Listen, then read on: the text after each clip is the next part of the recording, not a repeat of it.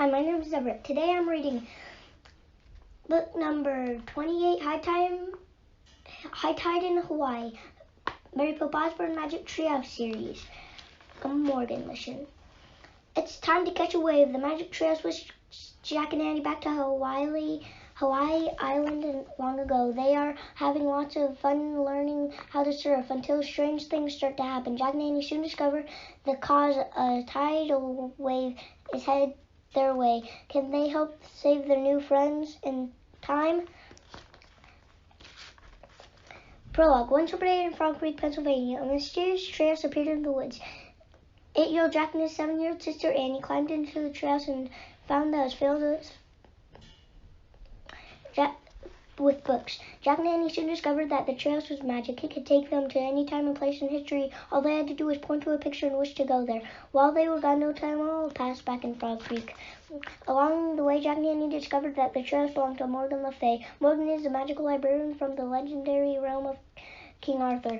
She travels through time and space gathering books. Jack and Annie have many exciting adventures, helping Morgan in exploring different times and places in Magic Treehouse books 25 through 28. They learned the art of magic. Chapter 1. A ship? Jack and Annie were sitting on the front porch reading books. Jack was reading about gorillas. Annie was reading about pilgrims. Suddenly, Annie closed her book. She looked up at the sunset. Hey, she said with a smile. Jack looked over at her. It's back, she jumped up. Oh man, breathed Jack. He knew she was talking about the Magic Treehouse. Annie could always tell when it was back. Jack closed his book and stood up. We're going into the woods, he called through the screen door. There's something we have to check. Be back before dark, their mom said. We will, said Jack. He picked up his backpack. Then he and Annie headed across their yard. When they got to the sidewalk, they started running. They ran up the street and into the Frog Creek woods. In the last light of day, they hurried between the trees. Finally, they came to the tallest oak. They held their breath as they looked up. The Magic Treehouse was back. Good going, said Jack. Thanks, said Annie. She started up the ladder. Jack followed. It was nearly dark inside, but the sun-dried would smell like summer day. What kind of special magic will we look for today, said Jack. He glanced around the treehouse. They saw the scroll that they brought back from the Shakespeare's theater. They saw the twig from the mountain gorilla and the pouch of corn seeds from their first Thanksgiving. There, said Annie. She pointed to a book lying in the corner. A piece of paper was sticking out of it. Jack picked up the book. Then he pulled out the paper and read, Dear Jack and Annie, good luck on your 4th journey to find a special magic. The secret rhyme will guide you. To find your special magic, build a special kind of ship that rides the waves both high and low on every kind of trip. Thank you, Morgan. Jack looked at Annie. A ship, he said. Annie shrugged. Yep, I guess we have to build a ship. Where do we go to build it? She and Jack looked at the book's cover. It showed the palm trees and the beach and a beautiful ocean. The title was A Visit to Old Hawaii. Oh, wow, said Annie. I love Hawaii. How do you know you love it, said Jack. We've never been to Hawaii. Well, we're going now, said Annie. She pointed to the cover. I wish we could go there, she said. The wind started to blow. The treehouse started to spin. It spun faster and faster. Then everything was still. Absolutely still. Chapter 2. Aloha. Jack opened his eyes. A gentle wind brushed against his skin. It smells fresh and nice, said Annie. Annie looked out the window. Nice, she said. Jack looked out too. The treehouse had landed in the top of a palm tree. The palm tree was at the edge of a flowery meadow.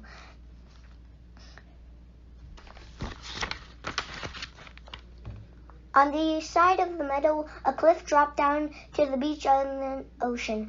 On the other side of the meadow were rooftops of small villages. Beyond the villages were gray mountains. Misty clouds covered their peaks. Waterfalls brushed down their sides. I told you I loved Hawaii, said Annie. Don't you think? I have to learn about it first, said Jack. He pushed his glasses into place and opened the research book. He read aloud. Hawaii is a chain of islands in the Pacific Ocean. The largest island is Hawaii, which gives its name to the whole group. The island were formed millions of years ago by volcanoes. Volcanoes erupted under the ocean. Over time, they created rose above the water. Wow, said Danny, we're on the top of a volcano. Yeah, said Jack. He read on. The volcanic rock crumbled and turned to soil. Over millions of years, wind and birds dropped seeds on the island. Plants and trees began to grow, and birds and insects made their homes. Cool, said Jack. He took out his notebook and pencil and wrote, wind and birds brought seeds. He read some more. About 2,000 years ago, people first came to Hawaii. They came in canoes from other islands in the Pacific. They rowed for thousands of miles across the ocean, guided only by the wind and stars. Hey, listen, said Annie. Jack put down the book and listened. Sounds of music and laughter floated on the breeze. There must be a party in the village somewhere, said Annie. Let's go. But what about the building that ship? Jack asked. We'll figure that out later, said Annie. Let's meet some people at the party. Maybe they can help us. She started down the rope ladder. Jack heard a whoop of laughter in the distance. The party does sound fun, he thought. He packed up his things and followed Annie to the ground. The sun was low in the sky. They walked through the meadow toward the village. Everything was bathed in gold red light. Oh man, breathed Jack. There was a beauty everywhere. Purple flowers shaped like bells, white flowers that looked like stars, tall feathery ferns, green spiky plants, big orange and black butterflies, and tiny yellow birds. When they got close to the village, they saw an open area filled with people. Jack and Annie slipped behind a palm tree. They peeked at the party. There was about 50 people, including grown-ups, teenagers, and little kids. They were all barefoot and wore feathers of flowers around their necks. A woman was chanting. Her words rose and fell like waves. She chanted about a volcano goddess people Pele. While she chanted, other people played music. Some blew on pipes that looked like flutes, others shook gourds and sounded like baby rattles. Some hit sticks together to make sounds. Most of the villagers danced to the music. They stepped from side to side, they swayed their hips, and they waved their hands. They're doing the hula, whispered Annie. She smiled and waved her hands too. Don't get carried away, whispered Jack. He took out the research book and found a picture of Hawaiians dancing. He read aloud. The early Hawaiians had no written language. They told stories with hula. Dancing the hula is a blend of dancing and chanting poetry. Jack pulled out his notebook. He started a list about early Hawaii.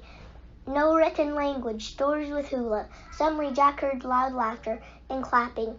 He looked up. Annie was gone. Jack peeked out from behind the tree. Annie was doing the hula with the dancers, but no one seemed surprised. Everyone just smiled at her as they kept dancing.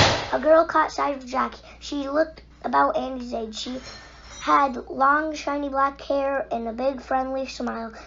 Come do the hula, she called to him. No way, breathed Jack. He slipped behind the tree again, but the girl danced over to him and took his hand.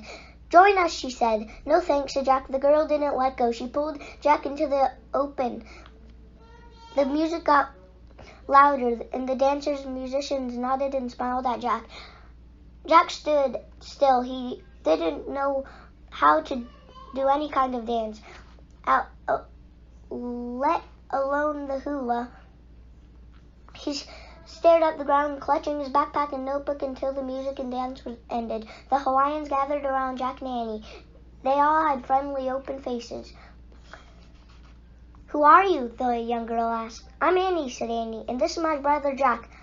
I'm Kama, said the girl. This is my brother Voka. She pointed to a boy in the crowd who was about Jack's age. The boy stepped forward. He grinned a big grin just like his sisters. He pulled off his lei of red flowers. He put it around Annie's neck. A lei to welcome you, he said. Kama then pulled off her lei and put it around Annie's neck. Aloha, Jack and Annie, everyone said. Chapter 3, Sleepover. Aloha, said Jack and Annie. Where did you come from? A pretty woman asked. Frog, Annie started, but Jack broke in. We came from over the mountains, he said quickly. He pointed at the mountains looming in the distance. We are glad you have come and visited us, the woman said. Everyone smiled and nodded. They're all amazingly nice, Jack thought.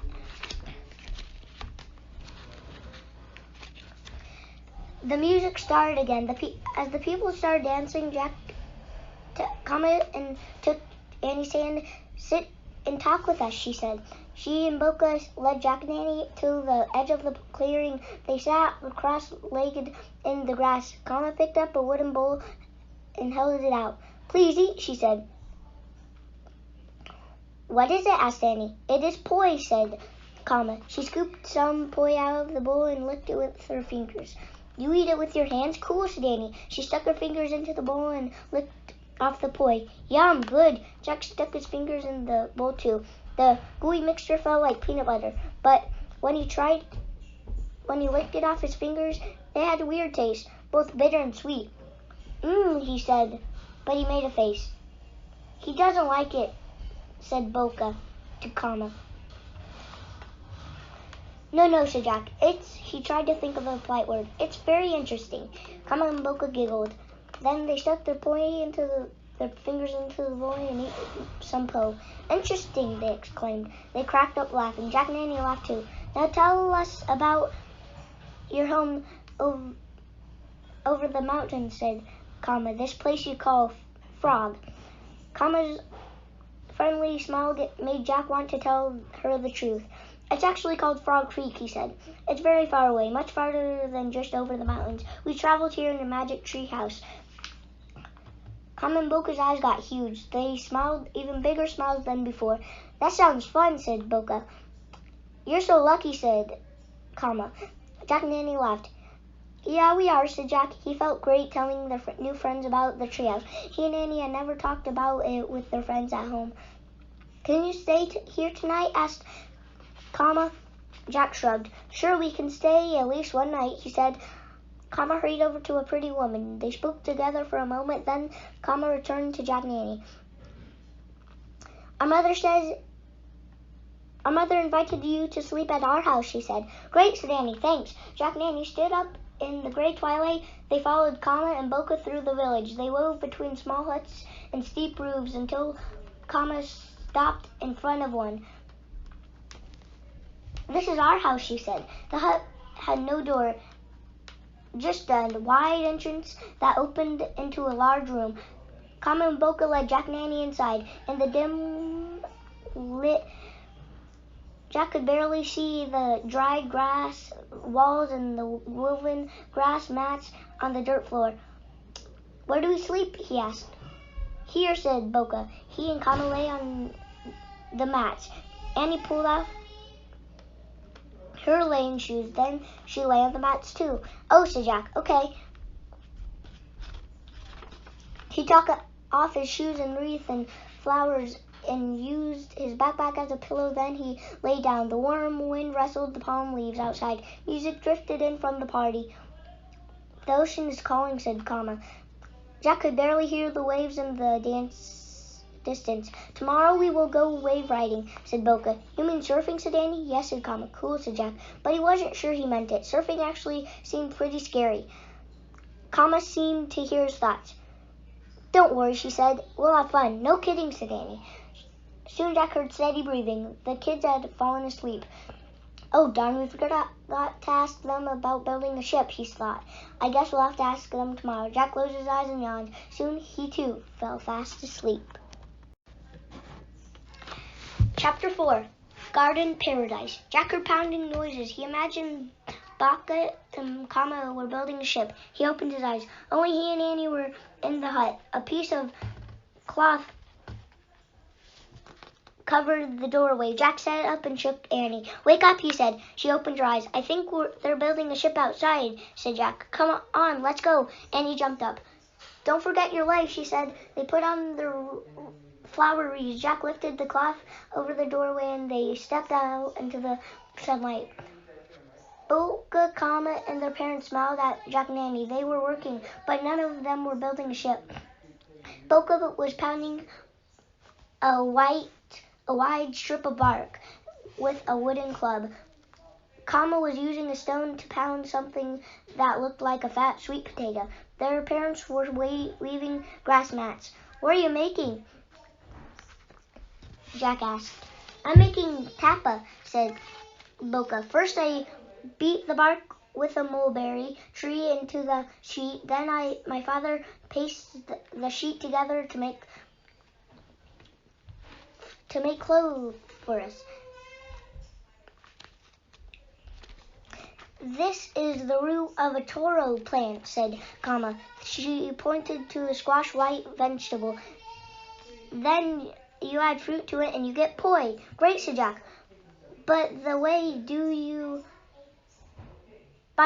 you ever build ships?"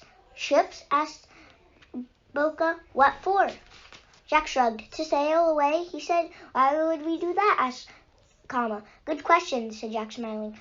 "Can I help?" Annie asked Kama. "Sure," said Kama. While she showed Annie how to pound the taro root, Jack slipped into the hut and pulled out his notebook and quickly added his Hawaii list.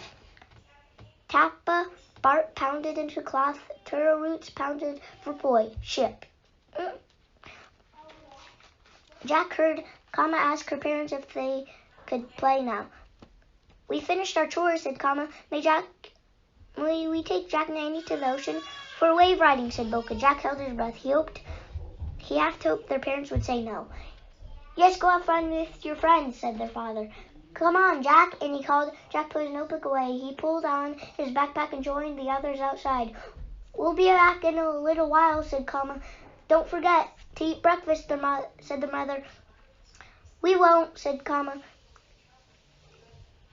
"Where will we get breakfast?" Jack wondered. He and Annie followed Boca and Kama. They passed hard-working villages. Some carried firewood or water. Others were cutting grass or strips. Others from trees. Everybody smiled and waved. "Hungry?" Kama asked Jack and Annie. "Sure," they said. Kama and Boca went to a grove of palms near a hut. They climbed up two slanting tree trunks. Using their hands and feet, they pushed themselves up. At the top of the tree, they shook the palm leaves. "Watch out!" Boca cried. Jack and Annie jumped out as a big round coconut fell to the ground.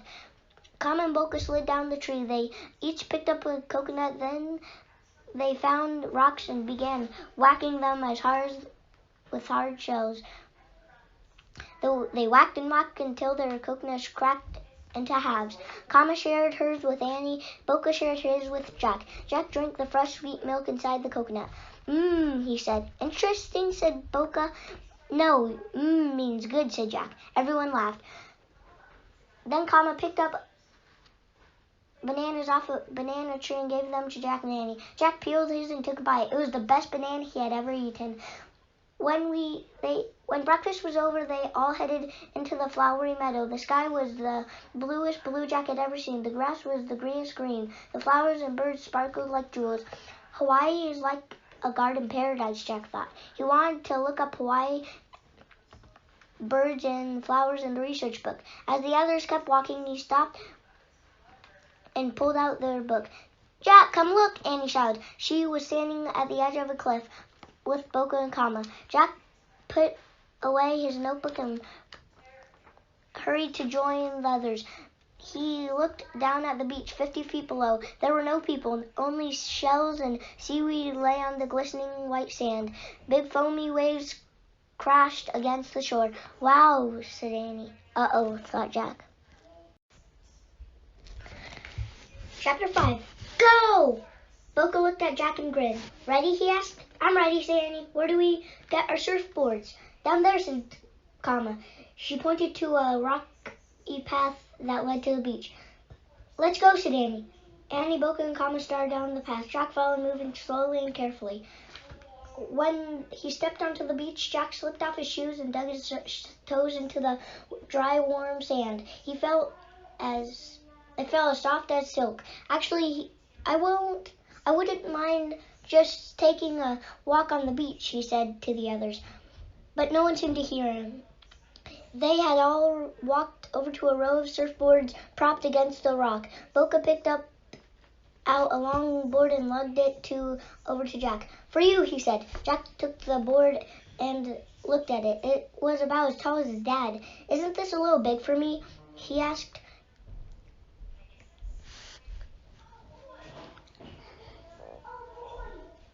Boca shook his head. He chose a board for Annie, then he and Kama grabbed a couple for themselves. Jack took a deep breath. I'd like to read a little about surfing first, he said.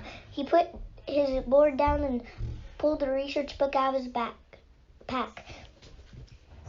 What is that? Asked Kama. It's a book, said Jack. It tells you about things. How does it talk? Asked Kama. It doesn't talk, said Annie. You read it. Kama looked confused. Jack, forget the book, said Annie. Let's just do what Boca and Kama tell us.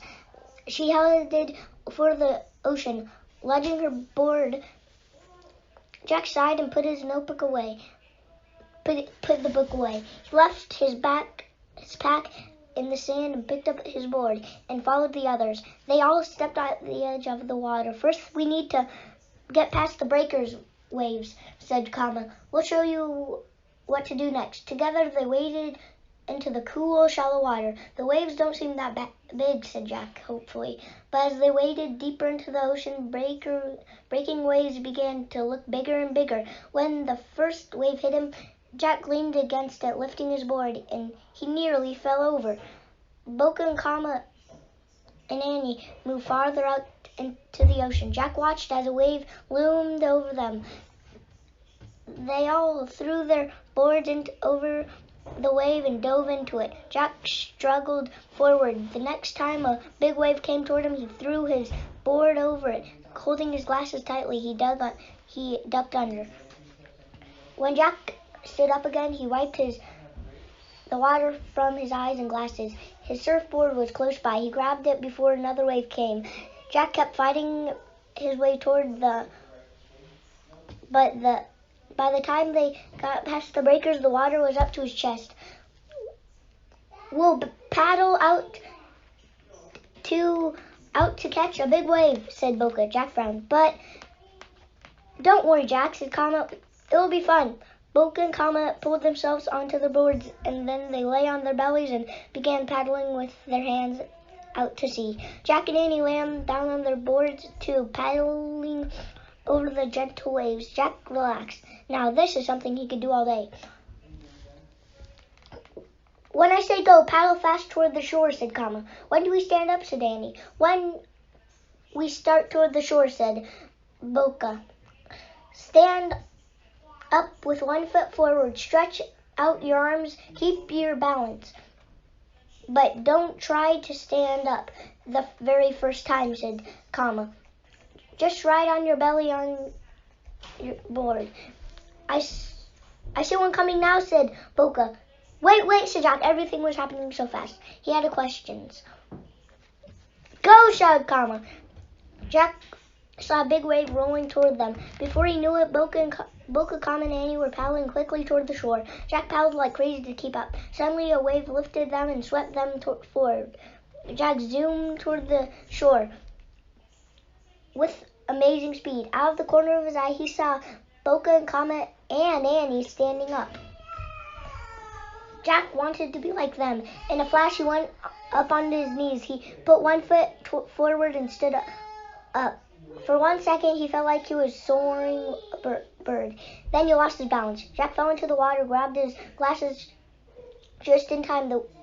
The wave crashed down on top of him. Water filled his mouth and went up his nose. His board and his lay were swept away. Jack twisted and turned in the churning water. Then, when his head bobbed up the water, he choked and coughed. Another big wave crashed down on him, and he went under again. When he came up, he plunged forward, desperately trying to get to shore. Again and again, Jack was thrown down and slammed by breaking waves, but each time he got up and hurled himself closer to shore. Finally, Jack dragged himself out of the ocean feeling bruised and battered. He fell onto the sand. Chapter 6, Shake Up. Jack, cried Annie. She ran toward him. Are you okay? Jack just nodded. He put on his wet glasses. He felt shaky and mad at himself. Never should have tried to stand up, he thought. Kama picked up Jack's surfboard from the shallow water. He brought it over to him. I told you not to stand up, she said, laughing. You fell hard. It's not funny, thought Jack. I nearly drowned. The best thing to do is to go right back up, said Boca. You go, said Jack. His eyes and nose were burned from the salt water. I'll stay here and walk over to... He walked over to his pack and picked it up and took out a research book. Come on, Jack, said Annie. Try it again. Stay on your bellies this time. No, this time I'm going to read about it surfing first, he said. You should just try it again, said Annie. Not read about it, Jack. She ran to him and pulled the book out of his hands. Jack jerked it away from her. He slipped and fell in the sand. Boca and Kama laughed again. Why are you laughing? Jack snapped. You don't even know how to read.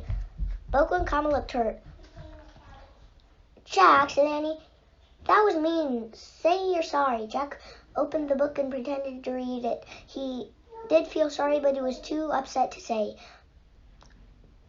Fine, stay here, said Annie. She went back to Boca and Kama. Let's go. As Jack sat alone on the beach, he looked up from his book. He watched the other kids paddle through the water. I don't care, he muttered. I'm never going to back out in those waves. Morgan didn't even send us to surfing anyway, said Jack. He thought. She told us to build a ship. But how the heck are we supposed to do that? Jack heaved an angry sigh. Now he was cross with Morgan. He turned to the back of the Roberta and searched the index ship. Suddenly Jack heard a rumbling from under the sand. The ground started to shake. It shook so hard the book flew out of Jack's hands. Jack bounced up and down on the beach. Shells were jumping and up and down onto rocks tumbled down from the cliffs. It's an earthquake, thought Jack. The rumbling stopped. The shaking stopped. Jack looked around. Everything was normal again, except for some rocks rolling around at the bottom of the cliff. Jack looked out at sea. Kama, Boca, and Annie were past the breakers. They were sitting on their surfboards, laughing and talking. Everything seemed okay, but Jack felt sure that something was wrong. He grabbed the Hawaii book from the sand. He looked up. Earthquake, he read. Earthquakes in Hawaii have been known to cause tsunamis, which used to be called tidal waves. An earthquake can cause water out at sea to be set in motion. The water grows higher and higher as it moves toward land. Just before the tsunami strikes, water may pull away from the shore. Then it returns in a gigantic wave that crashes over the land and washes everything away. Oh man, thought Jack, a tsunami might be coming. Chapter 7, Ride for Your Lives. Jack had to find out more about tsunamis quickly. He read as fast as he could. A tsunami can strike a few hours or a few minutes after an earthquake. It depends on the strength of the earthquake. And here it took place after earthquakes. It is safest for islands to seek higher ground.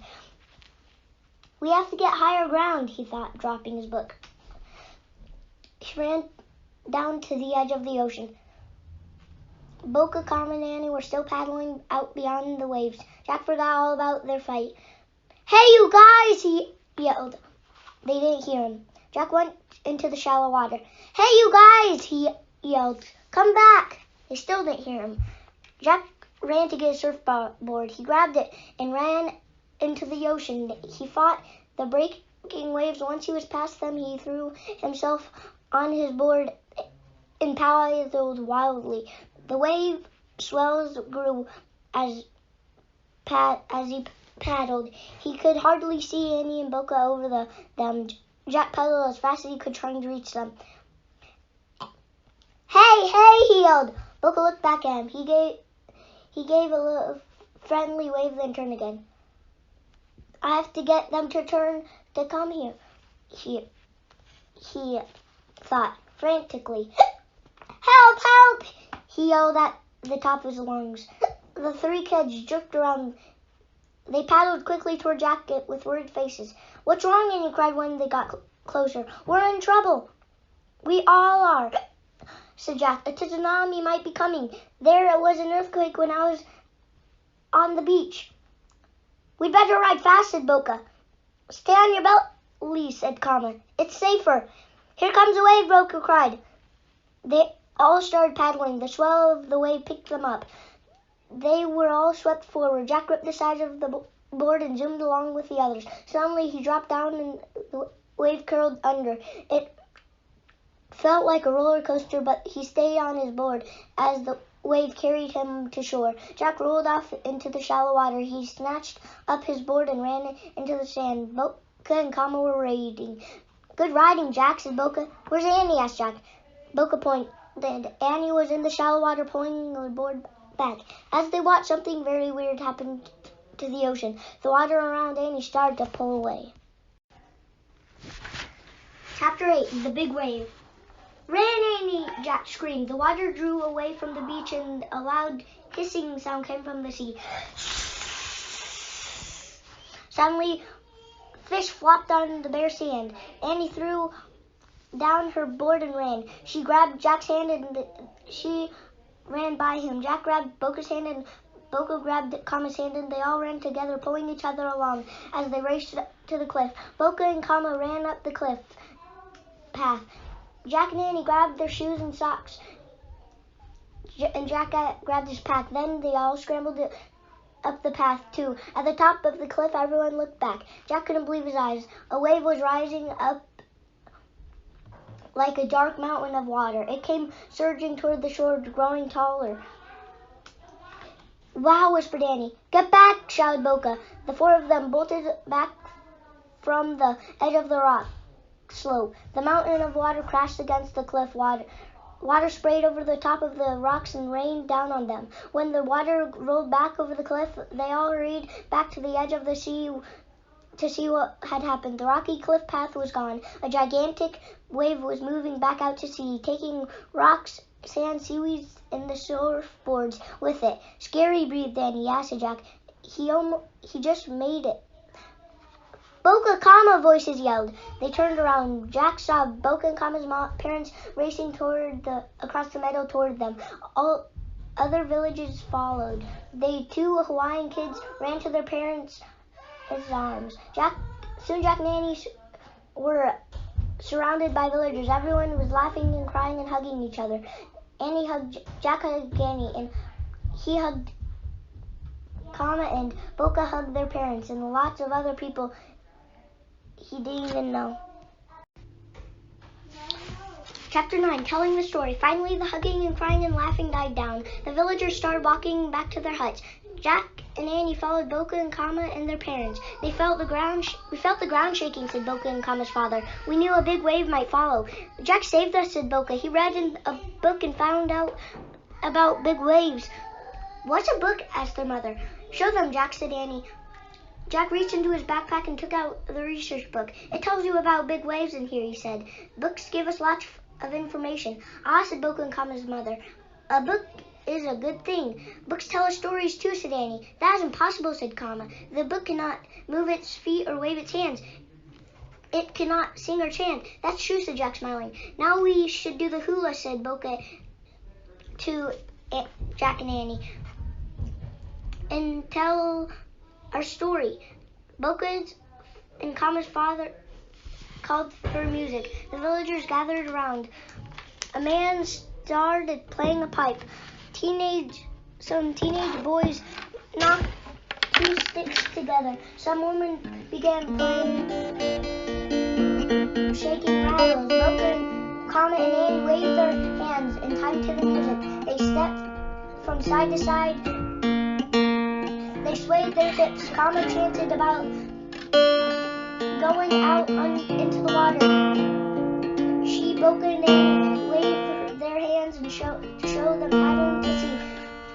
Karma chanted about Jack had warning them.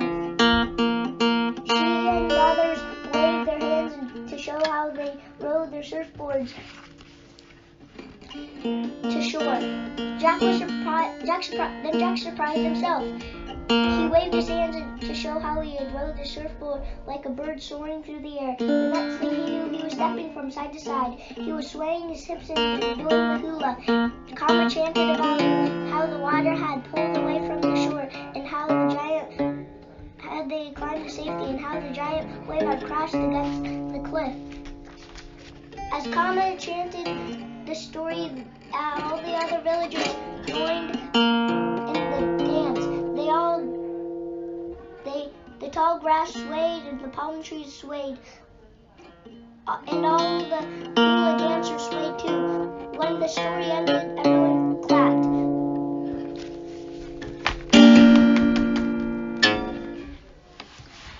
Everyone clapped.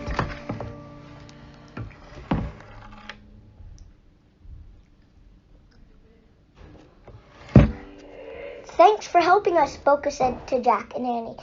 You're a good team, said Annie. You're best friends, said Kama. Yeah, said Jack. I'm sorry I said mean things. We're sorry we laughed at you, said Boca. I'm sorry I grabbed the book, said Annie. Our mother says friendship is like riding waves, said Kama. Sometimes you ride low, gentle waves. Sometimes you ride high, rough waves. Annie gasped. She looked at Jack. She repeated Morgan's rhyme. To find a special magic, build a special kind of ship that rides waves both high and low on every kind of trip. Friendship, that's the ship, said Jack. And we built it, said Annie. Jack and Annie burst out laughing. Boca and Kama looked a little confused, but they laughed too. We have to go back to our home now, Annie said to Kama and Boca. It's time to say goodbye, said Jack. We never say goodbye, said Kama. We say aloha when we greet our friends, and we say aloha when we leave them. Friends are always together, said Boca, even when they are far apart. We'll have a good journey in the magic trail, said Boca. Thanks, said Jack and Annie together. They waved to the villagers. Aloha, aloha, everyone called back. Then Jack and Annie started through the meadow. Tiny yellow birds and orange and black butterflies flitted about. Then at the edge of the meadow, they came to the grove of palm trees. They climbed up the rope ladder and into the treehouse. Out the window, Jack saw the tall mountains and small villages and flowery meadows and the ocean. The water was peaceful again. I still have my lace, Danny. She took it off. Though the red flowers were wet, it still had a little fluffy. It's proof that we found the special magic, said Jack. The magic of friendship. Annie put the lei on the floor next to the play scroll and the twig and the corn seed. Then she picked up the Pennsylvania book. Ready, she said. Jack sighed. I love Hawaii, he said. Finally, you admit it, said Annie. She pointed to the picture of the Frog Creek Woods. I wish we could go there, she said. The wind started to blow, the trail started to spin, it spun faster and faster. Then everything was still. Absolutely still. Chapter 10. Everyday magic. Jack opened his eyes. The sun was setting beyond the woods. No time at all passed back. They had been gone. Welcome back, said a soft, lovely voice. Morgan Le Fay was in the magic treehouse. Morgan, cried Annie. She threw her arms around the enchantress. Jack hugged Morgan too.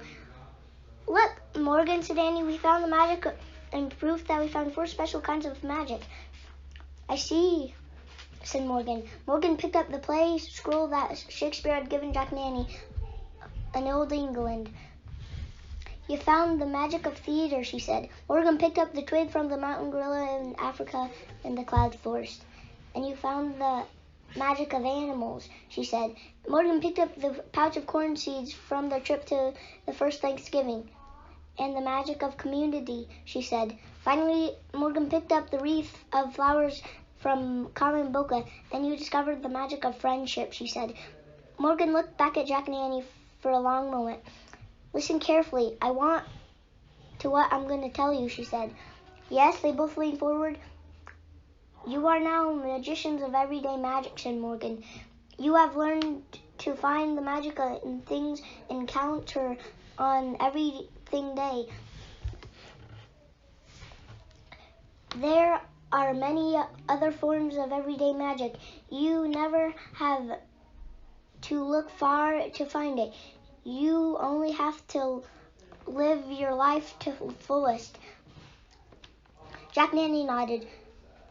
Soon you will be called upon to use your knowledge in everyday magic in the realm of fantasy. The realm of fantasy, said Jack. Are we going back to Camelot? Annie asked. Before Morgan could answer, a shout came from the distance. Jack! Annie! Our dad's calling, said Annie. You must go now, said Morgan gently. Rest and get ready to test your powers. Your most exciting challenges are yet to come. Goodbye, Morgan, said Jack and Annie. They hugged the enchantress. Then Jack took the Hawaii book out of his backpack and gave it to Morgan. He put on his backpack and followed Annie down the rope ladder. When they stepped onto the ground, there was a great roar above them. Jack and Annie looked up. A swirl of sparkling light lit the top of the tree. Then the light was gone. The treehouse was gone. Morgan Le Fay was gone too. Jack and Annie couldn't speak for a long moment. Jack broke the silence. Our most exciting challenges are yet to come, he said. What do you think Morgan meant by that? I don't know, said Annie. It sounds like a little scary, said Jack. That's okay, said Annie. We can handle it. She smiled. We're magicians of everyday magic. Jack smiled. Yeah, he said. I guess we are. They walked out of the woods as the sun was setting. Down the street, their mom and dad were standing on the front porch. They waved at Jack and Annie. Jack felt a surge of happiness. There's another kind of everyday magic, he thought, the magic of family. In that moment, it seemed the best magic of all. Hawaii Tamble. Millions of years ago, volcanoes rose from the Pacific Ocean to form the island of Hawaii. Around 1,500 years ago, Palonsins came to Hawaii. They were the first people to discover the land. They traveled over 3,000 miles in wooden canoes from their island in the Pacific. In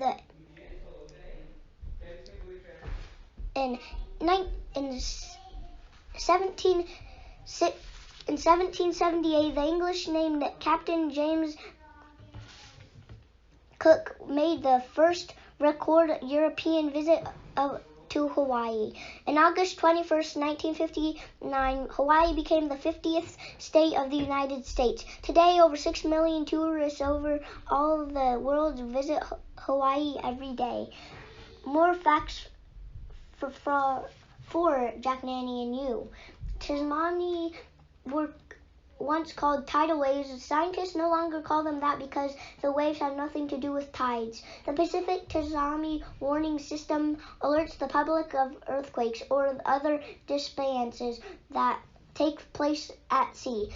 It puts out warnings on radios and TV. Sirens may also sound warnings, and the warnings alert people to stay away from the beaches and move to higher ground. When the Palonsins arrived in the Hawaiian Islands 1,500 years ago, they brought the custom of riding surfboards with them. According to the ancient Hawaiian legend, hula dances began when Pele, the goddess of volcanoes, told her younger sister, Leka, to dance. Leka is now known as the goddess of song and dance as the progress of hula dancers. Today, the hula is studied and practiced by people from many different cultures. Because the Hawaii Islands, many of its plants and birds and insects are found everywhere else on the earth. Sadly, many of them today are on the U.S. endangered species list. Next time I will be reading book number 3, Mummies in the Morning. Jack and Annie don't need another mummy, but that's what they get when the magic treehouse whisks them back to ancient Egypt, where they meet a long-dead queen who needs their help. Will Jack and Annie be able to solve the puzzle, or will they end up as mummies themselves? So, that's what we'll be reading for next time. Good night and goodbye.